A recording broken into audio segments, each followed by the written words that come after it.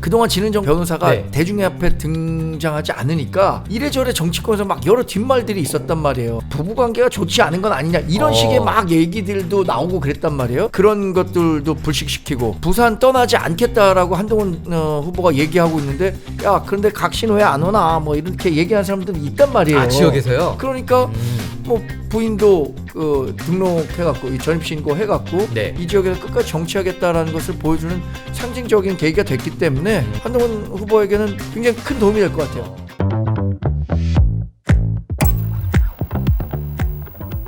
두 번째 의제 바로 확인해 보겠습니다. 두 번째 의제, 내조의 여왕은 누구인가? 왼쪽에 지금 한동훈 무소속 후보가 진은정 변호사 아내와 함께 지금 개소식에서 저렇게 하얀색 점퍼를 입고 있고, 오른쪽엔 조국혁신당 조국 대표 선거 지원에 나선 정경심 씨입니다.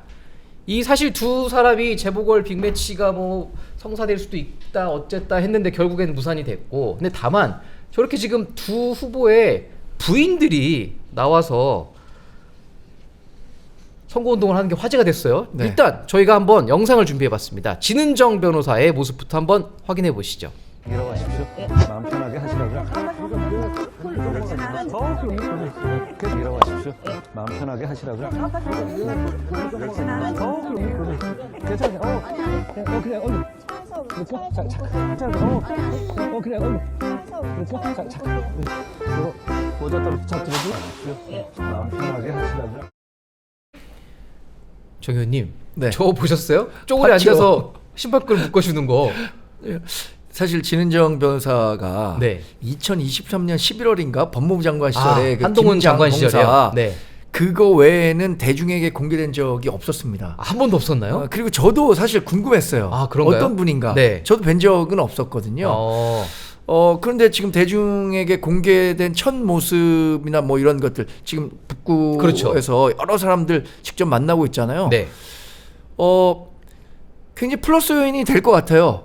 아, 그런가요? 왜냐하면 저는 이제 이 전은정 변호사의 성격이나 아니면 네. 뭐 이런 걸 잘 모르니까 이렇게 선거 일선에 나와서 남편의 선거 도와줬을 때 마이너스가 되는 분도 있고 플러스가 되는 분도 있잖아요. 그렇죠. 네. 그래서 그것에 대해서 잘 모르니까 걱정했었는데 실제 뭐 개소식이나 아니면 다른 그 어버이날 행사에서 보이는 모습들을 봤을 때 누가 뭐래도 이분도 또 굉장히 엘리트잖아요. 서울대 법대 서울 CC라던데. 법대 CC고 CC 맞나요? 맞습니다. 아, 그래요? 한동훈 후보는 92학번이고 네. 진은정 변호사는 93학번이에요. 아, 1년 차이군요. 75년 나이는 같은데 네. 이게 빠른이들이 생태 교란종이잖아요. 아. 그래서 93학번으로 했고 네. 일단 엘리트적인 이미지가 굉장히 강한데 그에 못지않게 아주 그 어르신들과 살갑게 인사하고 하는 모습들을 보면서 한동훈 전 대표에게는 상당히 좀 도움이 되겠다.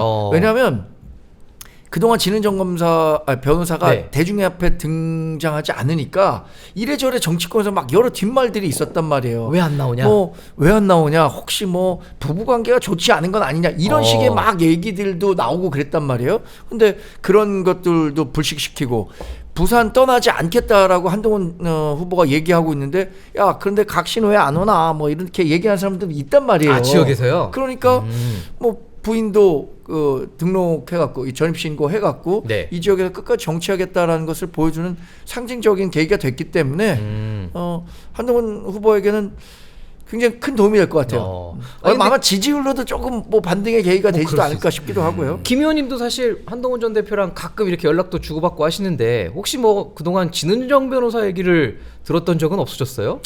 그런 얘기 잘 안 하나요? 아니, 가족 얘기하는 거 안 좋아해요. 아, 그래요? 안 좋아하나요? 뭐 그렇게 알고 있어요. 가족 얘기를 제가 네. 뭐 한동훈 대표 예전에 만났을 때 뭐 딱히 제가 뭐 관심이 있는 네. 것도 아니고 그 진은정 변호사가 나온 거는 마이너스가 될 일은 1도 없죠. 일도 없나요? 예, 제가 보기엔 1도 없는 이유가 네. 뭐 아까 얘기했지만은 그 정광재 소장이 그 정광재 위원이 말씀하신 것처럼 지역에서는 도움이 되는 거죠? 와이프 어디 갔나?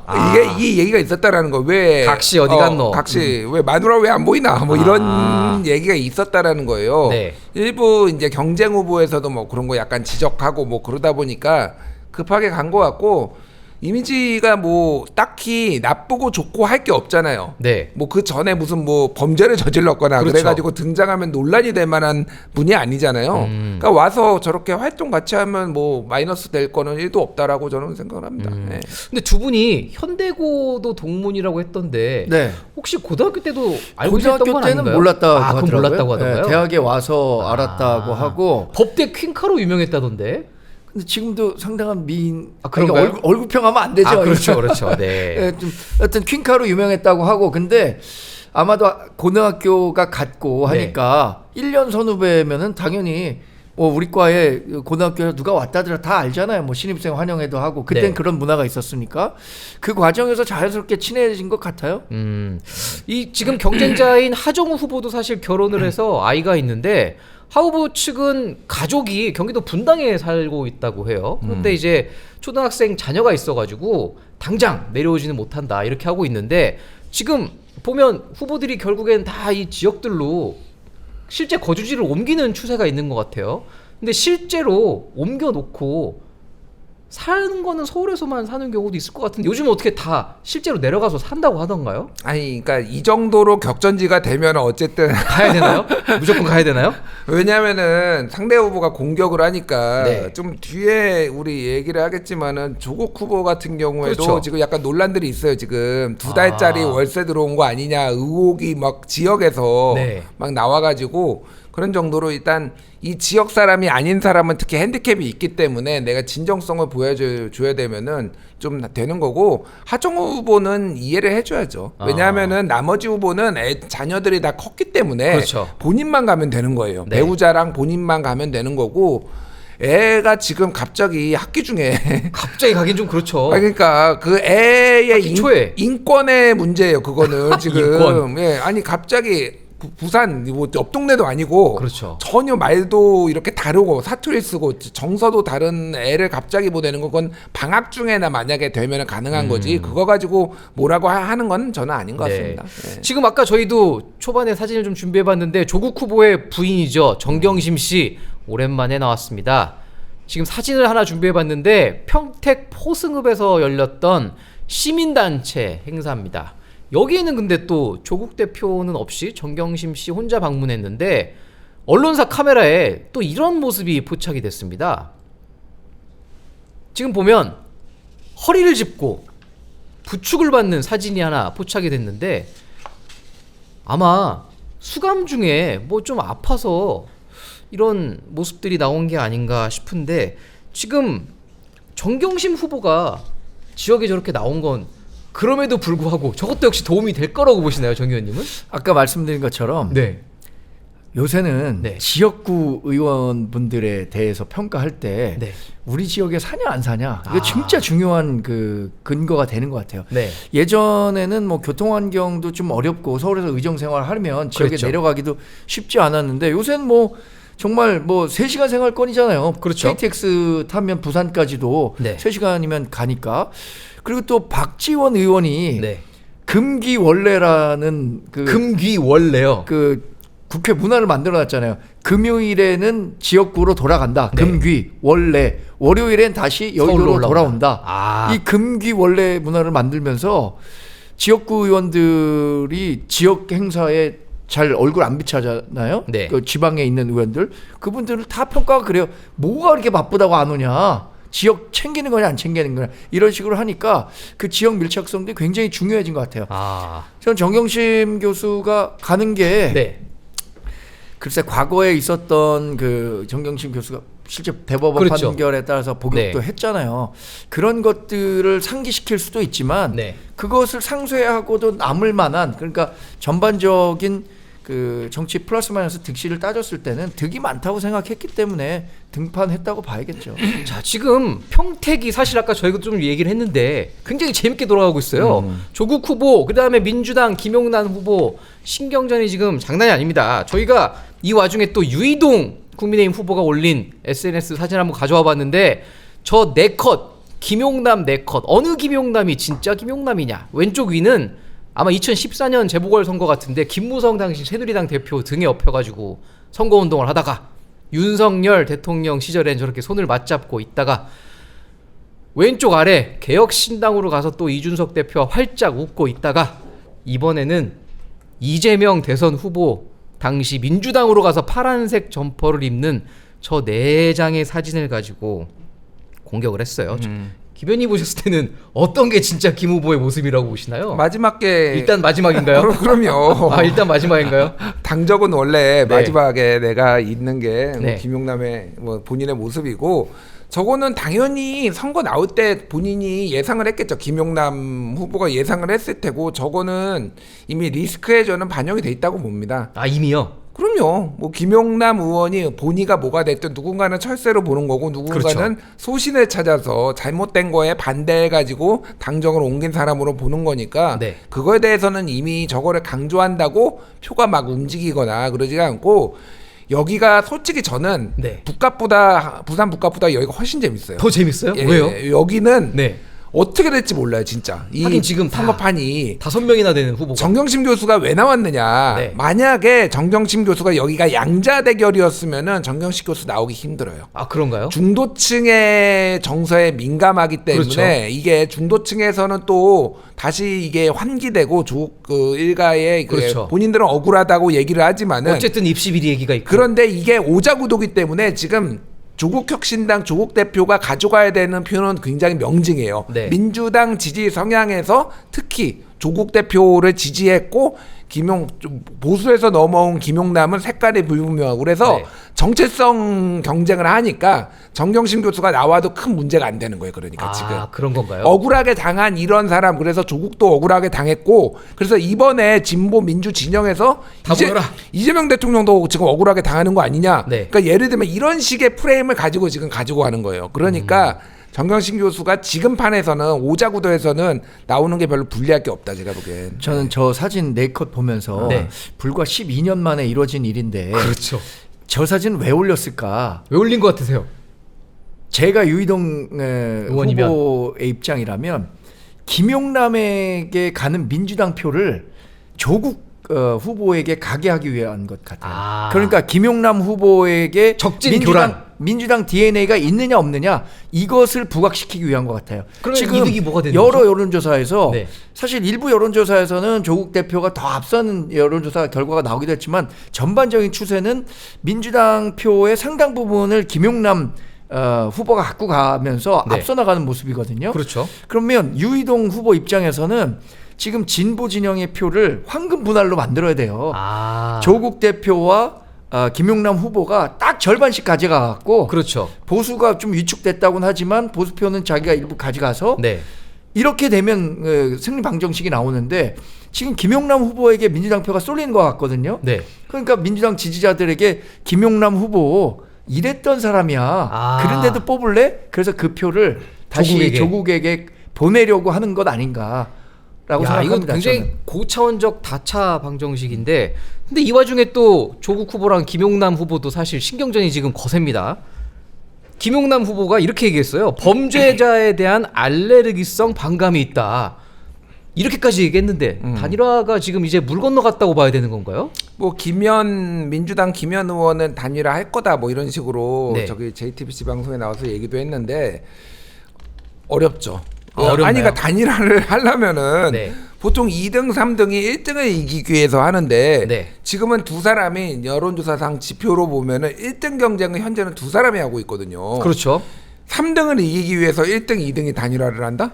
이거는 저는 한 번도 태어나서 본 적이 없어요. 그러니까 유이동이 1등으로 올라가면 혹시 뭐 그런 논의가 압박이 나올 수는 있겠죠. 그렇죠. 근데 지금은 저는 단일화 안 될 것 같고 게다가 감정이 장난 아니게 상했어요. 양쪽이 얘기를 들어보면은 단일화는 거의 없다고 보면 될 것 같습니다. 그래서 이게 진짜 재밌는 게 유이동 의원이 여기에서 고수접 쳐서 삼선한 게 아니거든요. 네. 그리고 매번 나올 때마다 이 다자구도를 기가 막히게 이용해가지고 근소하게 다 이겼어요. 그러니까 그 전에 보면은 그 2016년에는 국민의당의 이계한 후보가 나와가지고 그랬죠. 현대차 사장했던 네네네. 그분이 나와가지고 거기에 삼자구도에서 이기고 그 2020년에는 양자구도였는데 무소속 후보가 나와가지고 김현정 지금 의원을 가까스로 이겼어. 그때 무소속 후보 제가 이름을 기억하는데 그분이 한 2% 3% 가져갔어요. 딱 그 격차만큼 이겼어요. 그래가지고 그런 식으로 이 구도를 이용하는 거는 기가 막혀요. 그러니까 네, 그래서 유이동 의원이 이길 수도 있겠다. 지금 네. 이 판이 이렇게 흘러가면은 좀 조심스럽게. 근데 문제는 황교안 후보가 10%가 계속 나와요. 그러니까 대충. 고정표가 계속 나오던데. 8에서 10%가 네. 계속 나오거든요. 이거를 지금 어떻게 할 것이냐. 황교안 후보는 대표는 야 단일화에 계속 나랑 해 이렇게 지금 찌르고 있어요 지금. 네. 그래서 뭔가를 뜯어내려고 얻어내려고 하고 있고 요거가 지금 그래서 굉장히 큰 변수다 지금. 그 유이동 의원이 네. 처음에 국회의원 됐을 때 그때도 보궐선거를 그랬죠. 통해서 들어왔습니다. 지금도 아마 공교롭게 김용남 김용남 의원이랑 의원도 같이 마찬가지입니다. 들어왔을 텐데. 예, 지금도 보궐선거를 치르게 됐는데 저는 그거를 보면서 세간에 그런 얘기 하거든요. 야 국회의원이든 뭐 구청장이든 되려면 논두렁 전기라도 하나 타고 나야 되는데 아. 유이동 의원에게 그런 기운이 좀 있는 것 같아요. 저는 그 다자구도 속에서 지금은 조금 유이동 의원이 후보가 네. 부족한 걸로 나오지만 결국 득표율에 있어서는 지금처럼 김용남, 김재현, 조국 후보가 진보 진영을 3분할하는 과정. 물론 네. 뭐 김재현 후보는 조금 지지율이 미약하지만 그 과정에서는 유이동 후보가 충분히 해볼 만하다. 당선자 이름을 올릴 것 같아요. 자, 이 오자구도 진짜 복잡하게 돌아가고 있는데 저희가 다음 주에도 한번 시시각각 변하는 선거 판세를 같이 한번 읽어봐 드리겠습니다. 오늘은 저희가 아까 예고해둔 대로 2부에 조홍천 개혁신당 경기지사 후보가 나오실 예정입니다. 그래서 오늘은 아쉽지만 한 줄 평을 좀 일찍 듣겠습니다. 오늘 누가 먼저 하시겠습니까? 누구에게 한 줄 평을 날리실지. 제가 먼저 하겠습니다. 네. 이 사실 우리가 다루지 못한 주제 가운데 민주당이 추진했었던 공소취소 특검, 그렇죠. 이거 이재명 대통령이 시기와 절차를 수기하라라고 얘기를 했는데 박성준 민주당 의원이 뭐라고 했냐면 국민 9명, 10명 중 8, 9명은 공소취소가 뭔지 모른다. 아. 이런 발언을 해서 네. 사실 뭐 역대급 망언이라는 평가를 받고 있는데 아주 간단한 말입니다.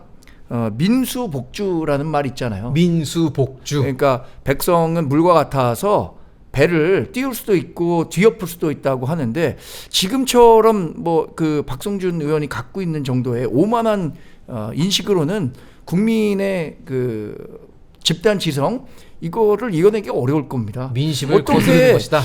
저는 어떻게 이렇게 국민을 무시하는 얘기를 했는지 모르겠어요. 오죽하면 장동혁 대표가 95살 대신 어머니께 가서 여쭤봤다는 거 아닙니까? 공소취소 그러니까요. 뭔지 아냐? 네. 나 무시하는 거요? 알고 있다고 이렇게 하셨던데. 얘기했다는 거 아닙니까? 네. 그래서 저는 이 민수복주라는 한 줄 평을 끝으로 마무리하려 합니다. 자, 우리 김 의원께서는 누구에게 오늘 한 줄 평을 남기시겠습니까? 오늘 이거 못 다뤘는데 네. 장동혁 대표한테 말씀을 드리겠습니다. 장동혁 대표에게요? 예, 최근에 외신기자 클럽에서 비상계엄에 대해서 그랬죠. 과거에 계엄은 하나님의 뜻 이게 그 본인이 맞는 얘기냐라고 물어보니까 비상계엄이 국민들에게 어떤 상처를 주고 혼란을 줬는지 솔직히 잘 모르겠다. 아하. 이런 얘기를 했거든요.